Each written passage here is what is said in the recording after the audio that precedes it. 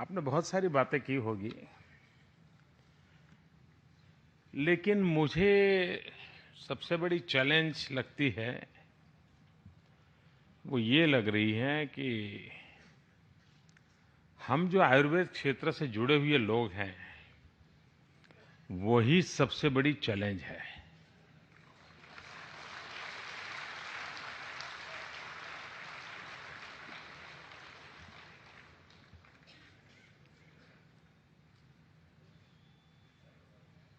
शत प्रतिशत आयुर्वेद को समर्पण, ऐसे आयुर्वेद के डॉक्टर मिलना मुश्किल हो गया है।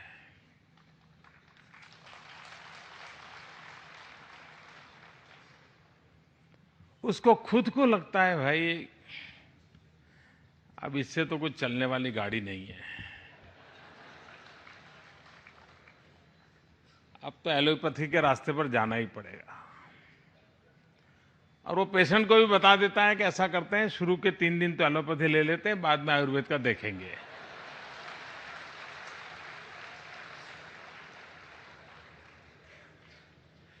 मैं समझता हूं कि आयुर्वेद के सामने ये सबसे बड़ी चुनौती ये मानसिकता है।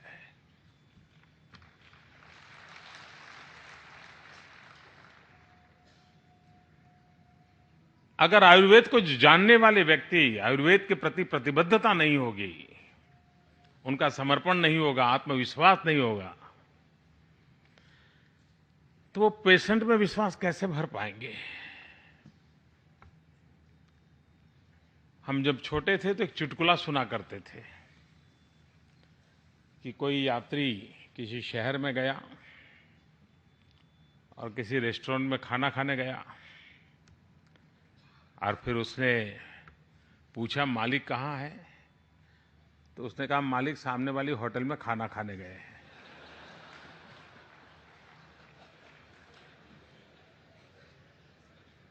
तो उस रेस्टोरेंट में कौन खाएगा? जिसको अपनों पर भरोसा नहीं है, अपने पर भरोसा नहीं है, अपनी परंपरा पर भरोसा नहीं है, वो औरों पे भरोसा नहीं जगा सकते। संकट आयुर्वेद का नहीं है, संकट आयुर्वेद वालों का है। ये बात मैं नहीं जानता हूं आपको अच्छी लगी, कड़वी लगी, लेकिन कड़वी लगी तो मैं समझता हूं कि मैं पूरी तरह आयुर्वेद के सिद्धांतों के आधार पर बोल रहा हूं कि आयुर्वेद के सिद्धांतों में कड़वा जो होता है अल्टीमेटली मीठा बना देता है।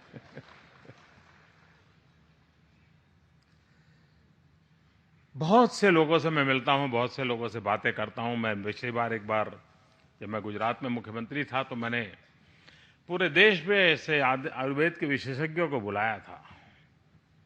अब जो है कि वो समय तो वो मेरा क्षेत्र नहीं था, एक राज्य का काम करता था, लेकिन आयुर्वेद के प्रति एक जागरूकता की आवश्यकता थी।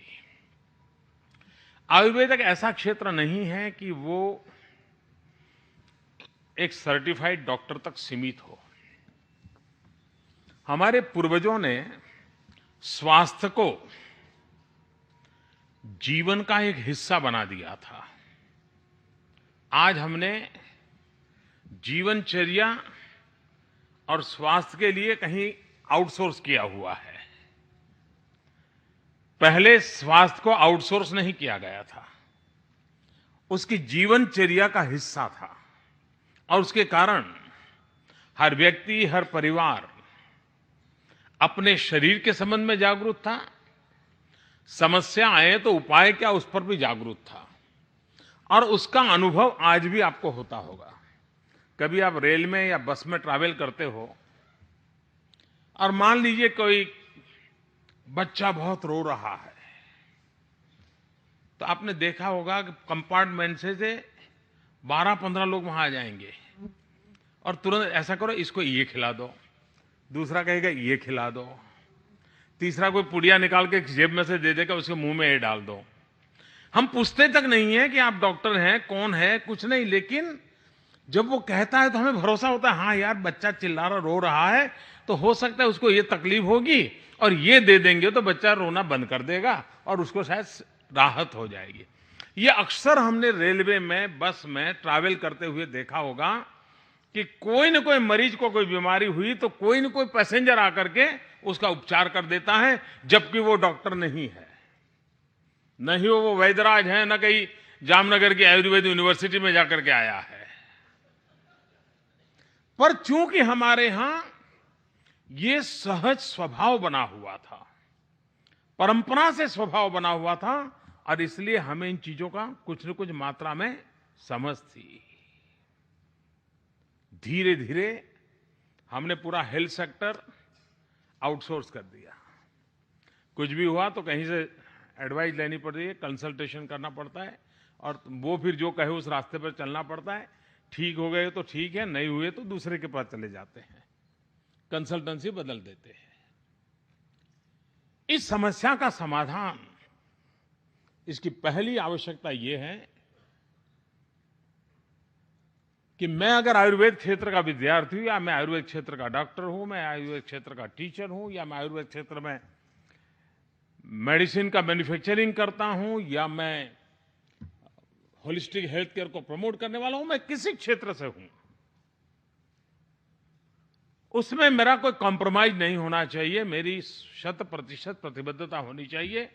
और अगर हम 100% प्रतिबद्धता को लेकर चलते हैं, आप देखिए परिणाम आना शुरू हो जाएगा। कुछ न कुछ कारण, नेगेटिव कारण ऐसे पैदा हुए हैं कि जिसके कारण परेशान लोग, थके हारे लोग जिस रास्ते पर चल पड़े थे वहां से वापस लौट करके बैक टू बेसिक तरफ जा रहे हैं, होलिस्टिक हेल्थ केयर के नाम पर। उनको लग रहा है कि भाई आज का जो मेडिकल साइंस है शायद तुरंत हमें राहत तो दे देता होगा, लेकिन स्वास्थ्य की गारंटी नहीं देता है। अगर स्वास्थ्य की गारंटी है तो मुझे वापस होलिस्टिक हेल्थ केयर पर जाना पड़ेगा, और होलिस्टिक हेल्थ केयर पर जाना पड़ेगा तो चाहे मुझे नेचुरोपैथी हो, आयुर्वेद हो, या आहार विहार के धर्म का पालन करना हो, या मुझे होम्योपैथी की ओर जाना हो, कुछ न कुछ उस दिशा में चल पड़ता है। और इसलिए, और आयुर्वेद हमारे यहाँ तो पंचम वेद के रूप में जाना गया है, तो उसका ये महात्म्य रखा गया है। और मूल से लेकर के फल तक प्राकृतिक संपदा का कोई हिस्सा ऐसा नहीं है कि जो आयुर्वेद में काम ना आता हो। मूल से लेकर के फल तक, यानी हमारे पूर्वजों ने हर छोटी बात में कितना बारीकाई से उसके गुणों का, उसके स्वभाव का, उसका व्यवहार में उपयोग का अध्ययन किया होगा, तब जाकर के स्थिति बनी होगी। हम उस महान संपदा को आधुनिक स्वरूप में कैसे रखें, ये दूसरी चैलेंज मैं देखता हूं। हम ये चाहें कि अब दुनिया संस्कृत पढ़ ले और श्लोक के आधार पर आयुर्वेद को स्वीकार कर ले, तो ये संभव नहीं लगता है। लेकिन कम से कम उस महान विरासत को दुनिया आज जो भाषा में समझती है, उस भाषा में तो कन्वर्ट किया जा सकता है।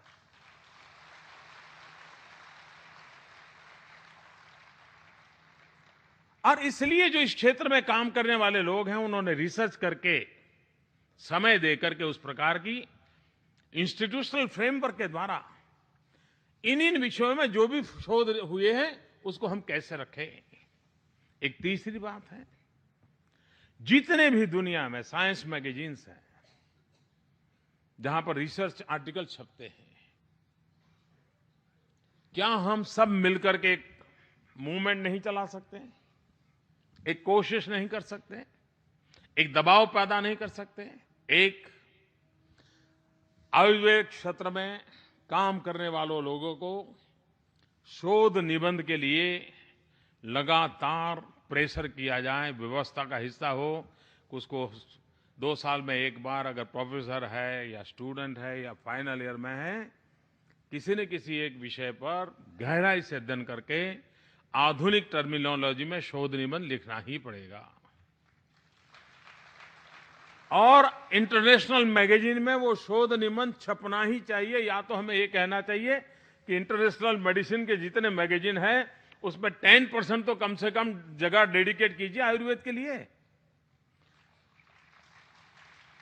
उनकी बराबरी में हमारे शोध निबंध अलग प्रकार के होंगे, लेकिन हमारे शोध निबंध उसके लिए जगह होगी तो दुनिया का ध्यान जाएगा जो मेडिकल साइंस में काम करते हैं कि चलिए भाई 20% स्पेस उनके लिए हमने हमेशा के लिए समर्पित की है, तो उस 20% स्पेस के अंदर आयुर्वेद से संबंधित शोध निबंध आएंगे तो दुनिया मॉडर्न मेडिकल साइंस के शोध निबंध पढ़ती होगी तो कभी कभी नजर उसकी उस पर भी जाएगी। और हो सकता है इन दोनों की तरफ देखने का दृष्टिकोण उन साइंटिस्ट फैकल्टी को होगा।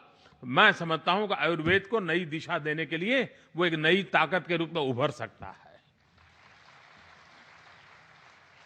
लेकिन इसके लिए किसी ने फॉलोअप करना चाहिए कि ग्लोबल लेवल के इस प्रकार के मेडिकल साइंस के मैगजीन्स कितने हैं, उसमें अब तक कहीं आयुर्वेद को स्थान मिला है या नहीं मिला है। और आयुर्वेद को स्थान देना है तो उन लोगों से बात करनी होगी, किसी ने पत्र व्यवहार करना होगा, यानी एक हमने मूवमेंट चलानी होगी कि ग्लोबली एक्सेप्टेंस जहां जहां है वहां हम अपनी जगह कैसे बनाएं। और मनुष्य का स्वभाव है, और हमारे देश का तो ये स्वभाव है ही है, और 1200 साल की गुलामी के कारण हमारी रगों में वो घुस गया है। जब तक हमारे यहां कोई बात वाया अमेरिका नहीं आती है हमें गले ही नहीं उतरती।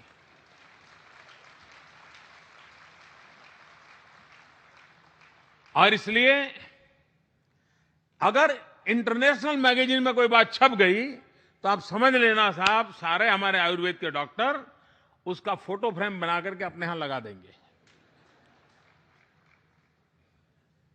आप सबको जानकर मुझे मालूम नहीं है ये आयुर्वेद वालों ने इस प्रकार का अध्ययन किया है कि नहीं किया है। जब पंडित नेहरू प्रधानमंत्री थे तब उस जमाने में तो इन सारी चीजों पर समाज जीवन का रूप भी अलग प्रकार का था। तो सरकार ने उस समय सोचा कि भाई आयुर्वेद के प्रमोशन के लिए क्या किया जाए, ये हमारी इतनी बड़ी विधा नष्ट क्यों हो रही है। तो एक हाथी कमीशन बना था, जयसुखलाल हाथी करके उस समय एक केंद्र सरकार में मंत्री थे, और हाथी कमीशन को काम दिया गया था कि आयुर्वेद को पुनर्जीवित करने के लिए क्या किया जाए, आयुर्वेद को प्रचारित करने के लिए क्या किया जाए। शायद वो 60 के आसपास का वो रिपोर्ट है, कभी देखने जैसा है। और उसमें रिपोर्ट में कहा गया है, पहले पेज पर जो सुझाव आया है बड़ा इंटरेस्टिंग है। उसमें कहा गया है कि भाई अगर आयुर्वेद को आपको प्रचारित करना है तो उसके पैकेजिंग को बदलना पड़ेगा, क्योंकि वो पुड़िया, वो सारे जड़ी बूटियां थैला भर करके ले जाना, फिर उबालना, फिर 2 लीटर पानी से उबालो, फिर वो आधा होना चाहिए, फिर रात भर रखो, फिर उबालो, फिर आधा हो।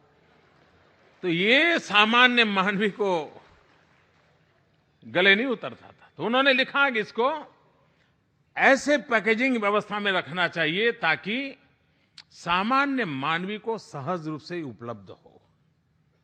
धीरे धीरे हमारे यहाँ ये बदलाव आया है। आज आयुर्वेद की दवाई खाने वालों को वो अब परेशानियां नहीं कि घर ले जाए जड़ी बूटियां और उबालें और फिर कुछ निकालें। अब तो उसको रेडीमेड चीजें मिल रही हैं, एसेंस मिल रहे हैं, जड़ी गोली के रूप में मिल रहा है। यानी जिस प्रकार के एलोपैथिक मेडिसिन जितने फॉर्म में मिलती है उतने ही फॉर्म में ये मिलने लगा है। ये जैसे एक बदलाव की आवश्यकता है, और इसलिए आयुर्वेद क्षेत्र में रिसर्च करने वाले लोग, आयुर्वेद में अध्ययन करने वाले लोग और आयुर्वेदिक मेडिसिन को मैन्युफैक्चर करने वाले लोग, उनके साल में 1-2 बार ज्वाइंट एफर्ट्स होने चाहिए। इसलिए नहीं कि आयुर्वेद का डॉक्टर प्रिस्क्रिप्शन लिखे उसकी कंपनी का। मैं क्या कह रहा हूं समझे? ये बात आपके गले नहीं उतरी। इसलिए कि और अच्छा आवश्यक परिवर्तन करते हुए प्रोडक्शन कैसे हो, दवाइयों का निर्माण कैसे हो, उस पर सोचा जाए। उसी प्रकार से आज हम जितनी मात्राओं में शास्त्रों में पढ़ते थे, क्या उतने हर्बल प्लांट्स अवेलेबल है क्या? ये बहुत बड़े शोध का विषय है। कई ऐसी दवाइयां होगी जिसका शास्त्र में मूल लिखा होगा, फलाने वृक्ष या पौधे में से या मूल में से ये दवाई बनती है। आज उस वृक्ष को ढूंढने जाओगे, उसके वर्णन देख करके खोजोगे तो प्राप्य होना कभी-कभी मुश्किल लगता है। और मुझे इस बात का अनुभव इसलिए है कि मैं जब गुजरात में मुख्यमंत्री था तो मैंने एक तीर्थंकर वन बनाया था, और जो 24 तीर्थंकर हुए जैन परंपरा में, उनको किसी न किसी वृक्ष के नीचे आत्मज्ञान हुआ था। तो मैंने सोचा कि तीर्थंकर वन बनाऊंगा तो इन 24 वृक्षों को लाकर के वहां लगाऊंगा। मैंने खोजना शुरू किया और मैं हैरान हो गया। मैं इंडोनेशिया तक गया खोजने के लिए, लेकिन 24 के 24 वृक्ष मुझे नहीं मिले। इसका मतलब ये हुआ कि हमारे सामने एक बहुत बड़ी चुनौती ये है कि आयुर्वेद के मूलाधार जहां है वो है हर्बल प्लांटेशन। उसमें हम किस प्रकार से आगे बढ़ें और उसमें से हम एक मूवमेंट चलाएं, किस प्रकार से काम करें। आप लोगों को कभी भावनगर जाने का अवसर मिले, पालीताना जैन तीर्थ क्षेत्र पर, तो वहां जब मैं गुजरात में था तो हमने एक पावक वन बनाया था। पालीताना की ऊंचाइयों पर जाने से पहले ही नीचे बना हुआ है। और वो गार्डन ऐसा बनाया है कि पूरे गार्डन का लैंडस्केपिंग मनुष्य का शरीर बनाया है, बड़ा विशाल, करीब 200 मीटर लंबा। और उसके शरीर के जो अंग है, उस अंग के साथ जिस औषधि का संबंध आता है वो पौधा वहां लगाया है। अगर हार्ट है तो हार्ट से जुड़े हुए सारे पौधे उस जगह पे लगाए हैं। अगर घुटने हैं, घुटनों के दर्द से संबंधित बातें हैं, तो उस घुटना जहां है वहां पर वो पौधे लगाए हैं। कोई भी व्यक्ति उस गार्डन में जाकर के आएगा तो उसको सहज पता चलता है कि हाँ भाई, ये औषध है, इस वृक्ष का बनने वाली ये औषध मेरे शरीर के इस हिस्से को काम आती है। यानी हमने इस पुरातन ज्ञान को आधुनिक स्वरूप में किस प्रकार से लगाया जाए, और ये सहज स्वभाव बन सकता है। बाद में विद्यार्थियों की वहां टूर भी होती है, वे भी देखते हैं कि भाई ये फलानी बीमारी के लिए अगर यहां पर दर्द होता है तो ये औषधि के पेड़ यहां लगा हुआ, मतलब उसका संबंध है। हम अगर इन चीजों को देखें तो हमें ध्यान, हमारे शास्त्रों में भी ये देश ऐसा है कि जिसमें करोड़ों भगवानों की कल्पना की गई है, और हमारे यहां तो भक्त ऐसा भगवान, अगर भक्त पहलवान है तो भगवान हनुमान है, और भक्त अगर पैसों का पुजारी है तो भगवान लक्ष्मी जी है, अगर भक्त ज्ञान में रुचि रखता है तो भगवान सरस्वती है। यानी हमारे यहां भक्त उतने भगवान, इस प्रकार का माहौल है। और इसलिए एक विशेषता ध्यान में रखिए, हमारे यहां जितने भगवानों की कल्पना की गई है, हर भगवान के साथ कोई न कोई वृक्ष जुड़ा हुआ है, कोई न कोई वृक्ष जुड़ा हुआ है। एक भी भगवान ऐसा नहीं होगा। देखिए, एनवायरमेंट फ्रेंडली सोसाइटी हमारी कैसी थी, एनवायरमेंट फ्रेंडली अवेयरनेस की क्या कल्पनाएं थी। कोई भी ईश्वर का ऐसा रूप नहीं है जिसके साथ कोई न कोई पौधा न जुड़ा हुआ और कोई न कोई पशु पक्षी जुड़ा न हुआ हो। ऐसा एक भी ईश्वर नहीं है हमारे यहां। ये सहज ज्ञान प्रसारित करने के मार्ग थे, और उन्हीं मार्गों के आधार पर ये आयुर्वेद जन सामान्य का हिस्सा बना हुआ था। हमारी आस्थाएं अगर उस प्रकार के होती हैं तो हम चीजों को बदल सकते हैं। और इसलिए, और आयुर्वेद को एक बात तो लोग मानते ही हैं कितने ही पढ़े लिखे क्यों न हो, लेकिन अगर शरीर की अंतर्शुद्धि करनी है तो आयुर्वेद उत्तम से उत्तम मार्ग है, करीब करीब सब लोग मानते हैं। ये स्वीकार करके चलते हैं कि भाई अंदर से सफाई करनी है तो उसी का सहारा ले लो, काम हो जाएगा, जल्दी जल्दी हो जाएगा। लेकिन आयुर्वेद के संबंध में मजाक भी बहुत होता रहता है। एक बार एक वैद्यराज के परिवार में मेहमान आने वाले थे, तो उस परिवार की महिला ने अपने पतिदेव को कहा कि आज जरा बाजार से सब्जी वब्जी ले आइए, मेहमान आने वाले हैं। पतिदेव वैद्यराज थे तो सब्जी खरीदने गए। जब वापिस आए तो नीम के पत्ते ले आए। तो इन्हें पूछा ये क्यों? तो बोले मैं गया था बाजार में, आलू देखे तो लगा कि इससे तो ये बीमारी होती है, बैंगन देखे तो लगा ये बीमारी होती है, ये सब्जी देखी तो लगा, तो उसको तो सब्जी नहीं दिखती थी, सब्जी में बीमारी दिखती थी। और आखिरकार उसको लगा मैं नीम के पत्ते ले आया हूं।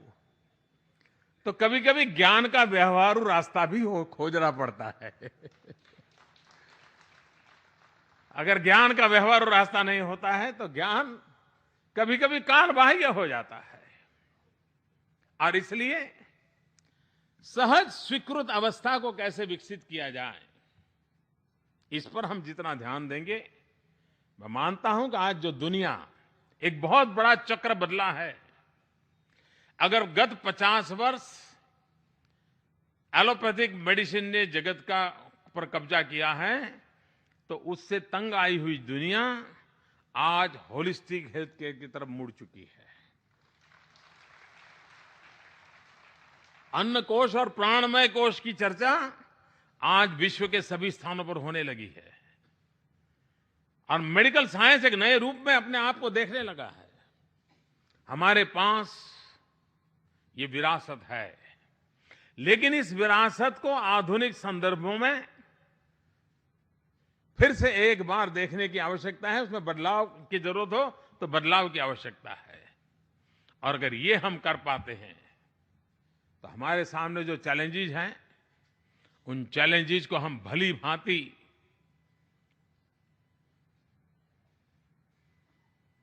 एक अच्छा, यानी लोगों में विश्वास पैदा हो, उस प्रकार से रिस्पॉन्स कर सकते हैं। आयुर्वेद के साथ साथ जीवनचर्या को भी जोड़ा गया है। अनेक प्रकार से आयुर्वेद वे ऑफ लाइफ से ज्यादा जुड़ा हुआ है। शायद हमने कभी सोचा तक नहीं होगा।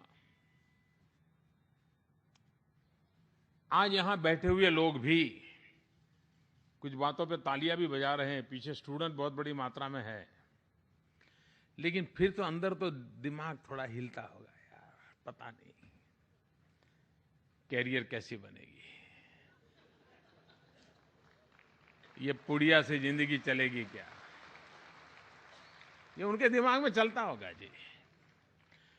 यहां से मंथन के बाद भी जाएंगे तो भी वो दुविधा नहीं जाएगी, यार ठीक है अब डॉक्टर तो नहीं बन पाए, वैद्यराज बन रहे हैं, लेकिन अब कुछ तो गाड़ी चलाने के लिए करना पड़ेगा। लेकिन उसके बावजूद भी मैं इन खास करके नई पीढ़ी के लोगों को कहता हूं, निराश होने का कोई कारण नहीं है। हमारे सामने एक उदाहरण है, उस उदाहरण से हम सीख सकते हैं। हमारे देश में भी जिस भारत की धरती पर योग की कल्पना थी, जिस भारत ने योग विश्व को दिया, हम लोगों ने मान लिया था योग ये हमारा काम नहीं है, ये तो हिमालय में रहने वाले ऋषि मुनियों का गुफाओं में बैठ करके साधना करने वाला प्रकल्प है। यही हमने सोच लिया था और एक प्रकार से सामान्य जन उससे अलग रहता था। क्या कभी किसी ने कल्पना की थी कि आज से 30 साल पहले योग की जो अवस्था थी, आज योग विश्व भर में चर्चा के केंद्र में कैसे पहुंचा।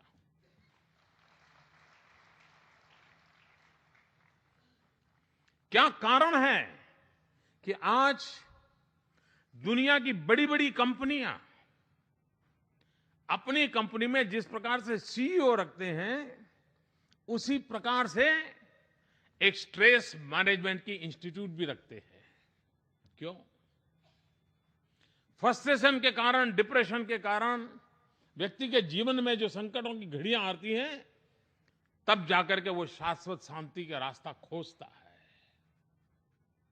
और उसके लिए विश्व का आकर एक श्रद्धा का केंद्र बना, ये योगा से शायद मुझे रिलीफ मिल जाएगा। मैंने बहुत रास्ते अपना लिए, मैंने ड्रग्स तक चला गया, लेकिन मुझे संतोष नहीं मिला। अब मैं वापस यहां चलूं, मुझे मिल जाएगा। जिस योगा से हम भी जुड़ने को तैयार नहीं थे, उस योगा से अगर आज दुनिया जुड़ गई है, तो जिस आयुर्वेद के बाद में हमारी आज उदासीनता है, कल उस आयुर्वेद से भी दुनिया जुड़ सकती है। हमारे सामने जीता जागता उदाहरण है। ये आत्मविश्वास जब अगर हमारे भीतर होगा, तभी तो हम सामान्य मानवी के भीतर आयुर्वेद का प्रति आस्था पैदा कर सकते हैं। और इसलिए अगर हमारी ये कोशिश रही, तो मुझे विश्वास है कि उसका फायदा होगा। आज भी दुनिया में हर्बल मेडिसिन के क्षेत्र में कानूनों की रुकावट के कारण जब हमारी हर्बल मेडिसिन एक्सपोर्ट होती है, तो लिखा जाता है, ये एडिशनल फूड के रूप में उसको लिखा जाता है, अतिरिक्त आहार के रूप में उसको भेजा जाता है। मेडिसिन के रूप में आज भी उसको स्वीकृति नहीं मिलती है। आप जानते हैं फार्मास्यूटिकल इंडस्ट्री की ताकत कितनी है। वो आपको ऐसा आसानी से घुसने नहीं देंगे। वे किसी भी हालत में आपको मेडिसिन की ग्लोबल एक्सेप्टेंस वाली स्वीकृति नहीं देंगे। बड़ी चैलेंज है। लेकिन अगर सामान्य मानवी को इसमें विश्वास हो गया, तो कितने ही बड़ी ताकतवर संगठन हो, आपको रोक नहीं सकते हैं।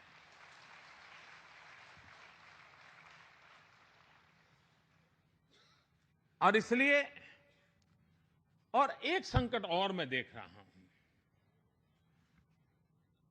आयुर्वेद अच्छा करे, करना भी चाहिए, लेकिन दुर्भाग्य से हमने आयुर्वेद और एलोपैथी दोनों जैसे कोई दुश्मन हो, इस प्रकार का माहौल बना दिया है। हमारी पूरी टर्मिनोलॉजी ऐसी है।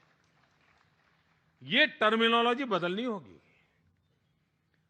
हम भी तो विवाद करते रहते, भाई आयुर्वेद जो है वो मूल से बीमारी को दूर करता है, और एलोपैथी तो भाई ऊपर ऊपर रिलीव करता है।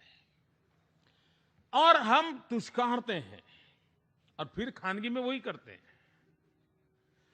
जब तक हम ये न कहें कि भाई एलोपैथी एक रास्ता है, लेकिन आयुर्वेद ये जीवन पद्धति है, ये वे ऑफ लाइफ है। हमारा पूरा फोकस आयुर्वेद को एम्फेसिस बदलना होगा। हम एलोपैथी के साथ संघर्ष का चेहरा लेकर के चलेंगे, तो उस लड़ाई से हमें फायदा नहीं है। हमें फायदा इस बात में है, और जिस प्रकार से योगा ने अपनी जगह बना ली, आयुर्वेद भी अपनी जगह बना सकता है। अगर नई बीमारी आएगी तो एलोपैथी वाले संभाल लेंगे, लेकिन बीमारियां ना आए, वो तो आयुर्वेद ही संभाल सकता है।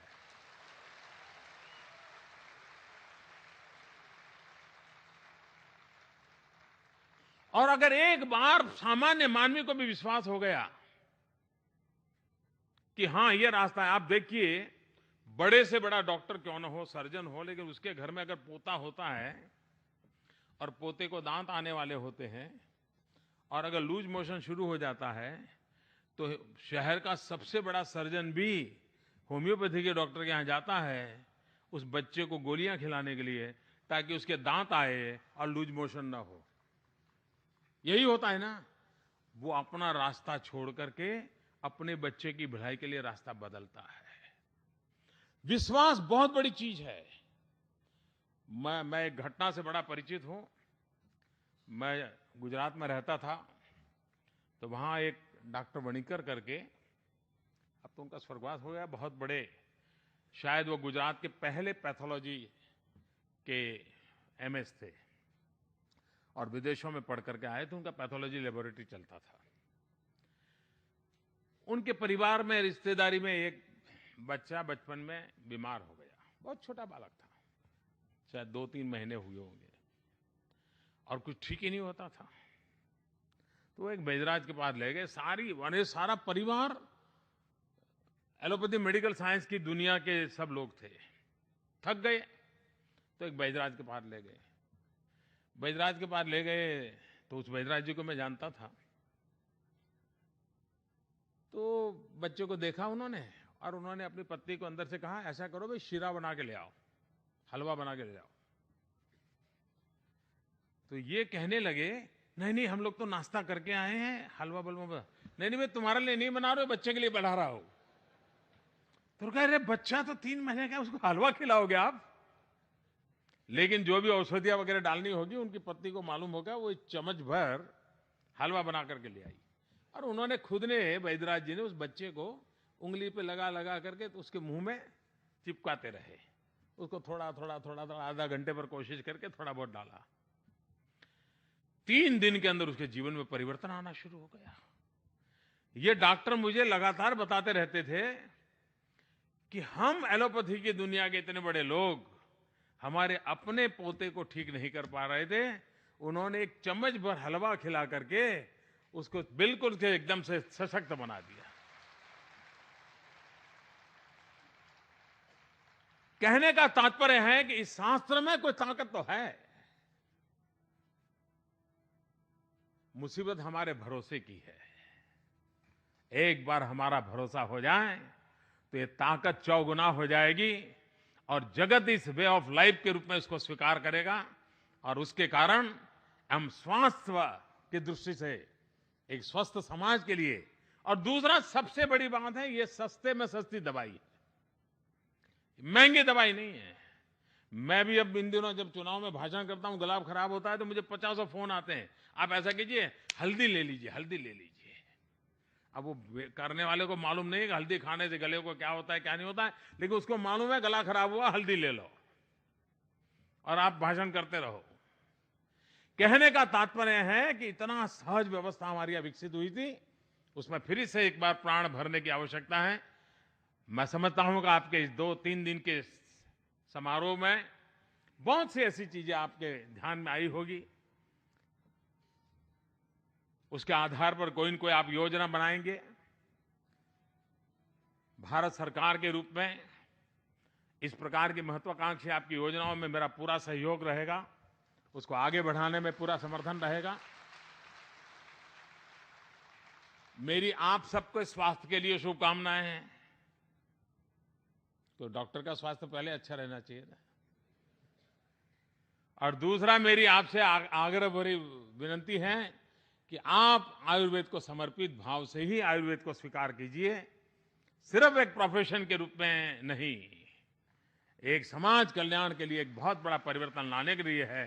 इस विश्वास से आगे बढ़िए। मुझे आपके बीच आने का अवसर मिला। ये समापन संपन्न हो रहा है। मेरी आप सबको बहुत शुभकामनाएं। धन्यवाद।